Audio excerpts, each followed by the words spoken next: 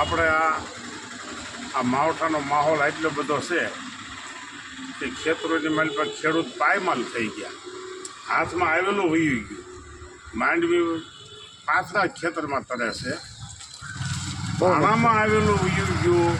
પણ એ વયું ગયોનું કારણ શું? ભગવાનને એમ તો થવું જોઈએ ને કે ભાઈ આને મેં પીરસી દીધું છે, થાળીમાં આપી દીધું છે અને પાછું લઈ લઉં, પણ એવું નથી.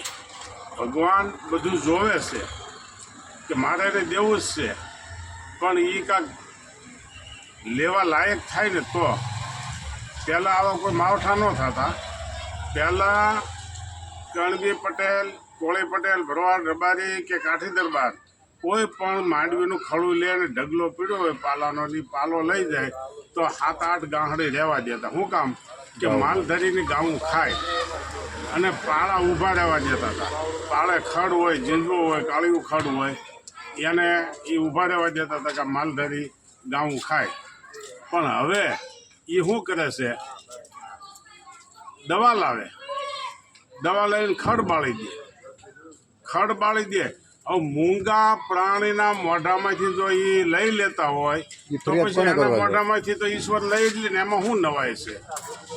ખેતર પાળા હોય, ખેતર શેઢા હોય, પાળે ખડ ઊભા હોય ને પુવાડા મારીને ખડ બાળી દે છે. ગાયની ફરિયાદ ભગવાને સાંભળી, અને ગાયની ફરિયાદ છે એ ભગવાને સાંભળી છે, ભરતભાઈ, બકાભાઈ.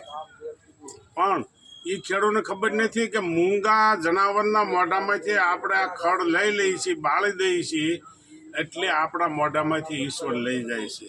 પણ પહેલાં ખેડૂતો જે કોઈ ખેતી કરતા હોય, કણબી પટેલ નહીં, કોઈ પણ વરણ, એવો વિચાર કરો કે મૂંગા પ્રાણી માટે કાંઈક રહેવા દેવું જોઈએ. ખડ ન બાળી દેવાય, રોડ ઉપર ખડ બાળી દો, શેઢામાંથી બાળી દો, આ બધે બાળી દો તો પછી ઈશ્વર તમારું ક્યાંથી તમારું ભલું કરે ભાઈ?